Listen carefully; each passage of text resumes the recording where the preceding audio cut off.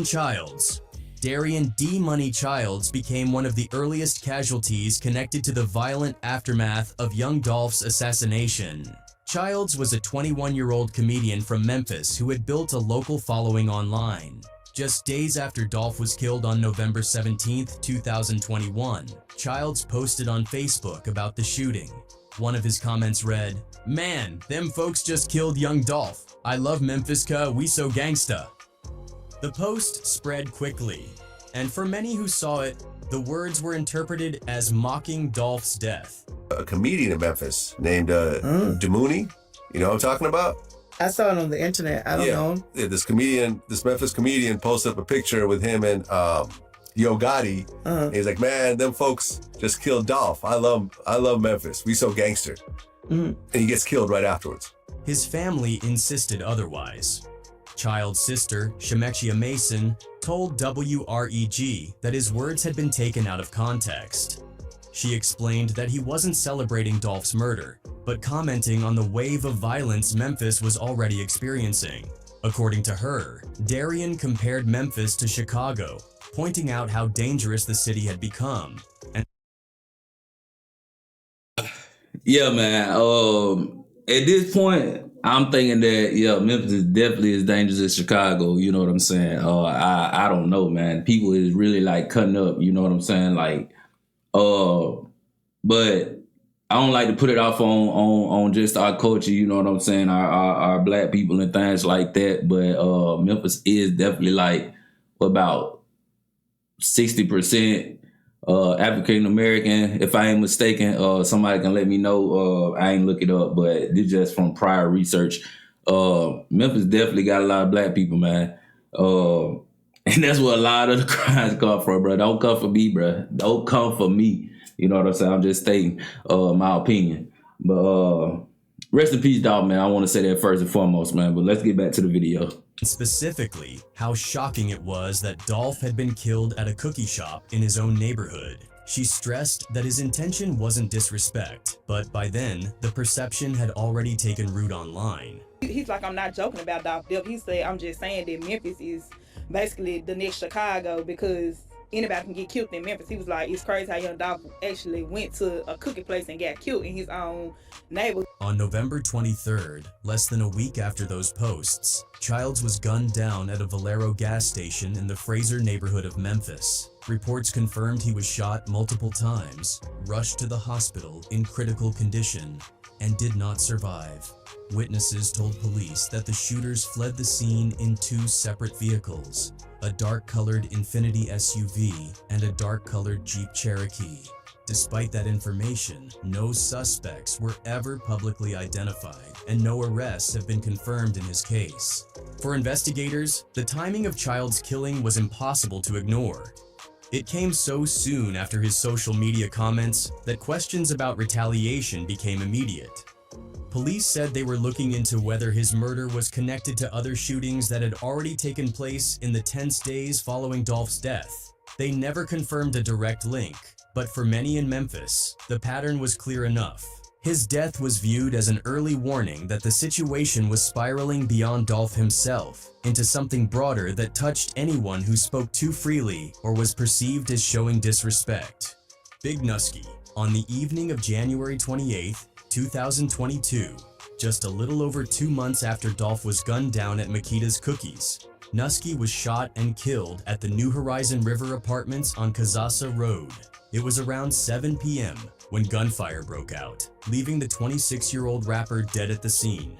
Known in Memphis as part of Moneybagg Yo's Bread Gang and cousin to Big 30, Nusky wasn't just another upcoming rapper. His ties to people already in the spotlight of the Dolph case made him...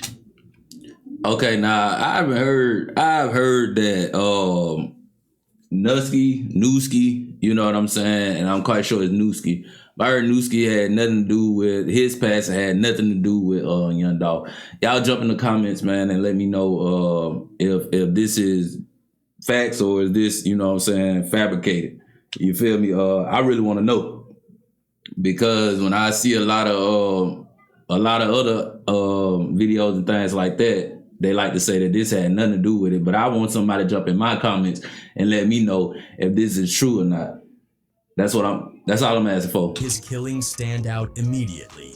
If you look at the fact that Moneybagg Yo has a whole bunch of like enemies from the beginning before he even got signed to CMG. What made Nusky's death draw even more attention was his alleged connection to Justin Johnson, better known as Straight Drop, one of the two men charged with pulling the trigger on Dolph.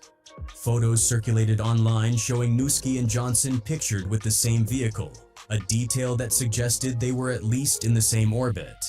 After Nusky was killed, Johnson himself, sitting in jail at the time, went on social media and posted a photo of Nusky with the caption, "Lost my brother, fighting to keep my head up." That post confirmed that whatever the exact relationship, the bond between the two men was real.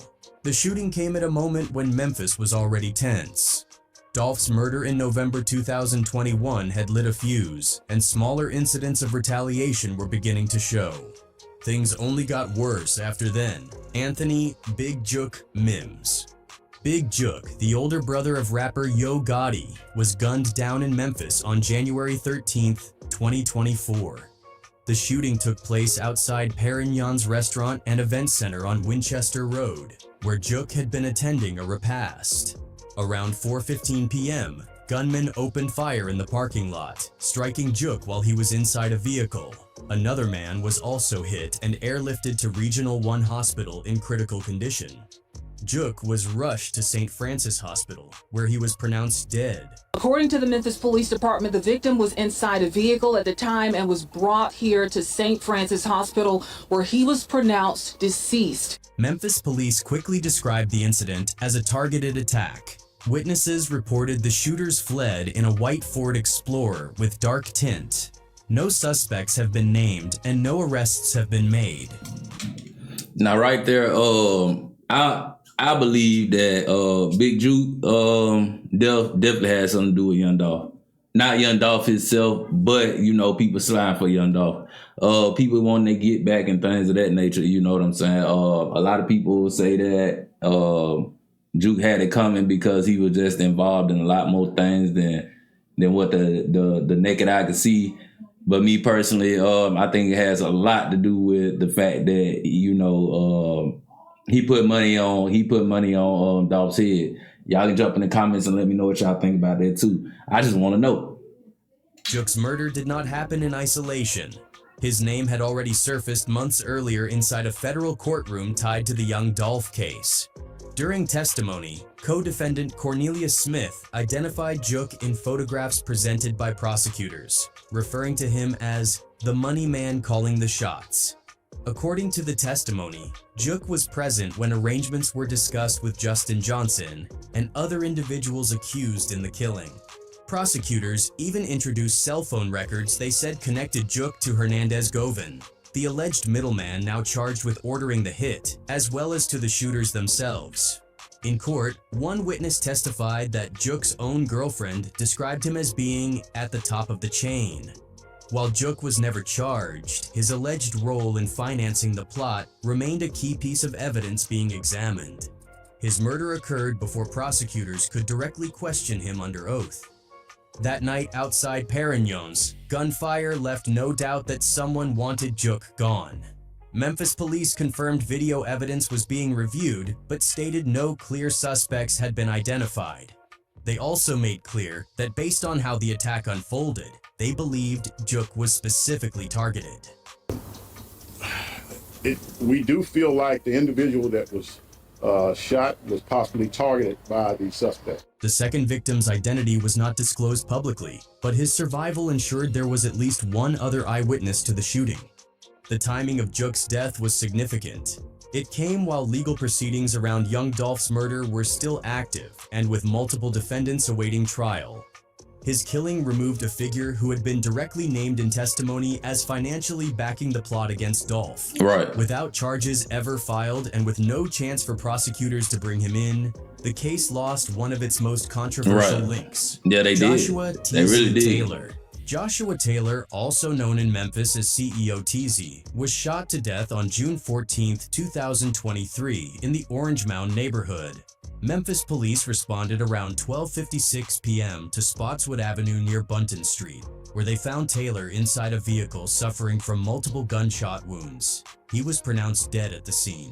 The 26-year-old was a father of two and widely recognized as a leader of the Trula Mafia, one of the city's most active street organizations. His killing was treated as a homicide, but no suspects were publicly identified and no arrests have been made. Okay, bro. See, that's the thing right there now.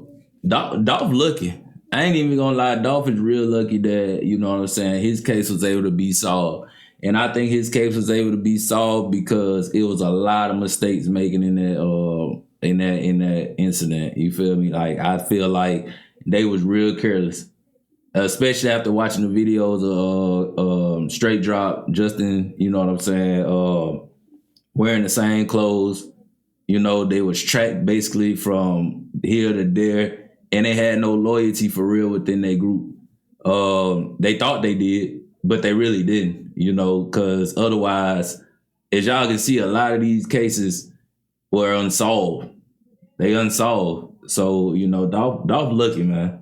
He lucky his case was able to get solved. The events leading up to his death traced back to the night before. On June 13th, Taylor had been at his girlfriend's house and was reported to be in good spirits when he left. Not long after, gunfire erupted in Orange Mound. Witnesses later described what sounded like a shootout rather than a quiet ambush. According to those accounts, Taylor returned fire and managed to leave the immediate scene, but he never made it far.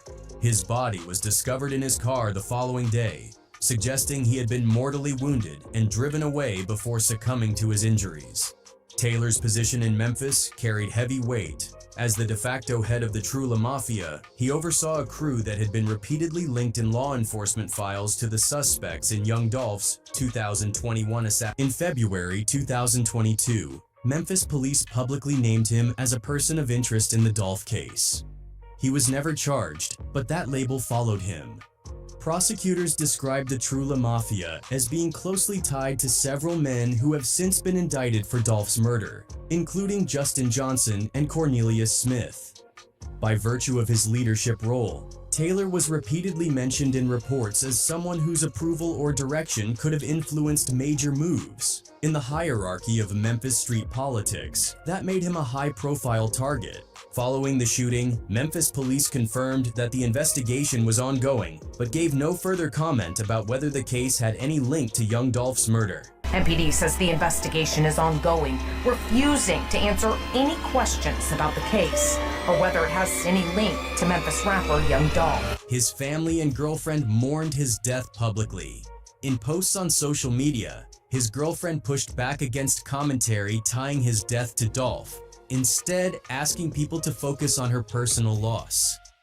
Others in Memphis, however, pointed to his notoriety as a leader of Trula Mafia and a previously named person of interest, noting that his reputation and affiliations made him a marked man. See, what I had heard through a lot of other resources was that Teaser was set up. Teaser was set up because he started working for the feds. He started working for the police. He started, you know, telling what he knew. He was the one that was finna get Big Juke basically hemmed up, you know, locked up off for Dolph. Before straight dropping them, started telling on each other, if I ain't mistaken, which I don't think I am mistaken, but it's something along that line that Teaser was definitely working with the feds, and that's why he was ambushed in a car. He thought that he had a car that nobody knew. He thought that nobody was watching him, and he never came to his hood in the same cars. And that was the crazy part about it, is that he went to his hood in a whole different car that nobody knew, but somehow he was still able to be, you know, ambushed and killed. So therefore, a lot of people say that that's the reason why. Once again, y'all jump in the comments and let me know what's the real. Somebody from Memphis, matter of fact, let me know what's the real. At the time of his death, Taylor also faced unrelated legal issues. Records listed active warrants for charges including property theft between $10,000 and $60,000 and possession of a prohibited weapon. Those cases never reached trial because of his killing. Tamanuel Benson. On August 18, 2023, gunfire broke out at a BP gas station on South Parkway East in Memphis. The victim was identified as 28-year-old Tamanuel Benson, younger brother of rapper Black Youngsta.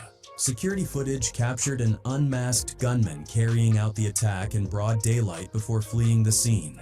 Memphis police confirmed that Benson was pronounced dead on sight. The brazen nature of the shooting stunned the area, and investigators quickly released a clear still image of the suspect, while Crime Stoppers offered a $5,000 reward for information. Tamanuel's death came in the middle of a long and bitter feud tied to his brother. Black Youngsta, born Sammy Benson, had been locked in conflict with young Dolph for years. That tension first made headlines in 2017, when Youngsta was arrested after more than 100 rounds were fired at Dolph's bulletproof SUV in Charlotte. Dolph survived the attempt, but the incident cemented a public and dangerous rivalry. Even after Dolph's death in 2021, Youngsta drew outrage for openly mocking him, performing diss tracks like Shake Some at clubs and filming a music video in a cemetery in front of a headstone marked with Dolph's family name, Thornton. Those moves inflamed tempers in Memphis and beyond, with many pointing out that in street culture, disrespect doesn't fade easily. When Tamanuel was killed, the connection was impossible to ignore. For police, it was another homicide in a city already struggling with violence. For the community, it carried a deeper meaning. The idea that when someone can't be reached directly, those closest to them often pay the price. Black Youngsta's response came swiftly on social media. In a series of Instagram posts, he grieved for his brother, but also promised retaliation. "I love you, my baby brother, rest up," he wrote before shifting to anger. "I'm gonna make the world pay, I swear to God, nobody safe, standing over everybody, 4LIFE. He ended his posts by declaring he was ready for whatever came next, writing, "Don't feel sorry for me. I'm not gone, feel sorry for nobody." Only God knows his words made clear that the loss had only hardened his stance. 6 months later, in February 2024, police arrested Randy Ewing Jr. in connection with the shooting. He was charged with voluntary manslaughter, employment of a firearm during a dangerous felony, and being a felon in possession of a handgun. His arrest gave some answers to the family, but not closure. 28-year-old Randy Ewing was taken into custody in Parkway Village last night after he was spotted by U.S. Marshals and the MPD fugitive team in the area of Crichton Avenue. In May 2024, while free on a $36,000 bond, Ewing died unexpectedly. The cause of death was not made public. By September, Shelby County prosecutors announced the charges had been abated due to his passing, closing the case without a conviction. For Black Youngsta, Tamanuel's death was another devastating blow. He had already buried 2 brothers before this. In 2013, his youngest brother Ronnie was killed in Memphis.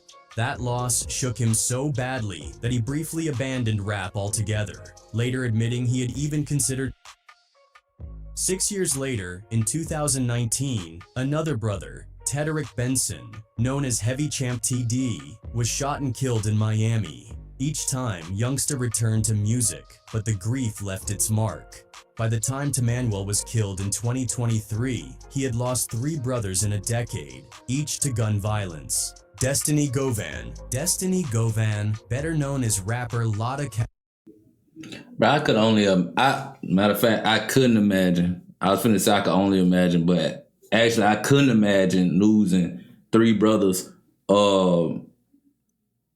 in that type of way. You know what I mean? And then not only to put it like you was coming up, Black Youngsta came up, and I don't know how rich he is, but you know he living good. You know, so all they had to do was just hold on. But you know, when the street life is up, is up. You know, when people living the way they living is up. You know, just because you start making money don't mean that you know your enemies, your ops, and things like that just gonna disappear. It's just crazy because you know when you making that type of money like Black Youngsta making for his music, you just done missed out. You done missed out. And I think now Black youngster just now starting to see like, okay, it's time for me to chill out. He breaking branches with Gotti that I done heard. He ain't really been in the light like that. I don't know if it's because, Dolph case been going up, and a lot of names getting dropped in this mud, like a lot of names. It's like they trying to take down the whole Memphis, the whole Memphis music. Like everybody who came out of Memphis who making money besides Globe, Moneybag, Finesse 2 Times got his own thing going on, his own problems. But Gotti, Dolph gone, Black youngster silent. It's a lot of people, man, that Memphis is just missing because of things like this, man. Like, look at all these people that done passed. All these people that done passed. It's crazy. Ash Desto was just 25 years old when her life was cut short in Houston, Texas. She was the daughter of Hernandez Govan, the man accused of orchestrating the killing of young Dolph. Unlike her father, that's what I'm talking about right there. Building a rap career. Now that's Hernandez Govan woman. I mean, not woman. Let me pause that. That is not his woman. That was his daughter. My bad. Like Lunchroom and Vegas, and was working closely with Uzi, who supported her both personally and professionally. On September 24th, 2022, around 2:40 a.m., she was driving along the 5,500 block of Richmond Avenue with a female passenger when a dark vehicle pulled up. 2 men got out and opened fire on her car. Desto tried to defend herself, returning shots from inside her vehicle, but she was fatally struck. Her passenger survived with injuries. Police later found one of the suspected shooters, 24-year-old Christian Isaiah Williams, nearby with a gunshot wound. He was arrested while recovering in the hospital and charged with murder. A second man, 19-year-old Jeremiah Smith, was arrested months later in Louisiana and also charged with her killing. The attack immediately drew attention because of who Desto's father was. By late 2022, Hernandez Govan had been named by prosecutors as the man who directed young Dolph's murder. Many in Memphis saw Desto's death as retaliation tied to that case, but in his own words, Govan denied that connection. If that was the case, I wouldn't be sitting here. I'll just say that. My daughter was killed over a botched robbery. In an interview after his arrest, he explained that his daughter was targeted for robbery, not revenge. According to court records and his account, the men who followed her that night admitted to spotting her in the club, recognizing her jewelry, and attempting to rob her after she left. Still, the circumstances surrounding her death fueled speculation. A Facebook post from Govan after the shooting only added to the conversation. In it, he wrote, "I think I curse you, destiny, with my lifestyle. I apologize, baby." He later clarified that it wasn't an admission of responsibility, but rather a reflection on the influence his past had on her. And I know the crazy thing is, right, I know y'all probably came across the video where Charleston White was like, basically like, he was basically getting on Govan, eating him alive because his daughter passed. And he said instead of him worrying about who got his daughter, he worrying about Charleston White. He worrying about what Charleston White doing and what Charleston White saying. It's crazy, man. But it also showed text messages of Govan talking crazy to his daughter. So I know losing your daughter like that, and probably the last thing that you did, y'all was into it because he was talking about he'll slide on his own daughter. Like, that's crazy. Talking about straight like he'll slide on his daughter. Like, you know who you playing with. You don't know who you playing with. I come take you and your mom out or something like that. And yeah, man, Govan. When I seen that online, I'm like, bro, what do you got going on? Like, what do you got going on? That's your daughter. She look like she thugging, but she's still a woman at the end of the day. Govan was on it, boy. He didn't care. He said she admired his image and personality, and he regretted not being a better role model. Didn't you make a Facebook post after she passed away and you apologized saying that your lifestyle may have cursed her? Yeah, so I'm glad you brought that up. Her death hit the music industry hard. Lil Uzi Vert covered the cost of her funeral and spoke about the bond they shared, saying she would call him daily to check in while he was in rehab. He even memorialized her in his music, mentioning the $200,000 he spent on her funeral.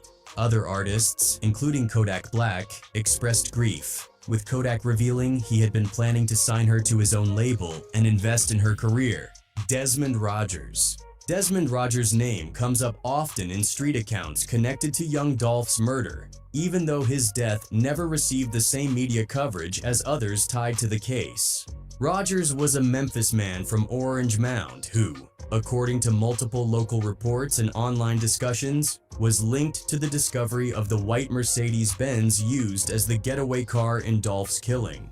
That car was found abandoned outside a house in South Memphis days after the shooting, and its recovery became one of the first major breaks in the investigation. Rogers was believed by some in the community to have provided information about the car's location. Not long after, he was killed near the same area, leading to widespread claims that he was targeted for cooperating with police. Official reporting around Rogers' death remains scarce, and law enforcement never publicly confirmed a direct connection between his killing and the Dolph investigation. All right, they did. But within Memphis, the story of what happened to him became part of the larger web of violence that unfolded after November 2021. Rogers was not known as a major figure in the city's street scene, but his name was quickly attached to the Mercedes and its role in the case. Hey, y'all remember Desmond Rogers, bro? It's just like they got killed right after the Mercedes got found. They parked that in the backyard. The uncertainty around many of these killings has also blurred the line between fact and rumor. For example, after the death of Marcus Lake, who was said online to be the head of CMG Security, stories spread that he had been murdered in retaliation. It was later confirmed he had died of natural causes, showing how quickly speculation could take hold in such a tense environment. By contrast, in Rogers' case, the details remained unclear, but the timing of his death, so soon after the discovery of the Mercedes, ensured it became folded into the Dolph narrative. Justin Johnson, better known by his rap name Straight Drop, Justin was identified as one of the two gunmen who ambushed. Only thing with this though, the title of the video was saying something about Dolphins, people still signed for Dolph in Memphis. Nobody slid on him. Nobody slid on Justin Johnson. Now whether it would have happened because they got caught so quick, y'all. They got caught so quick that they ain't really get enough time for somebody to slide them. I mean, by the time they killed Dolph, a week later he went on a run, made a video, and then he was caught. It was over with.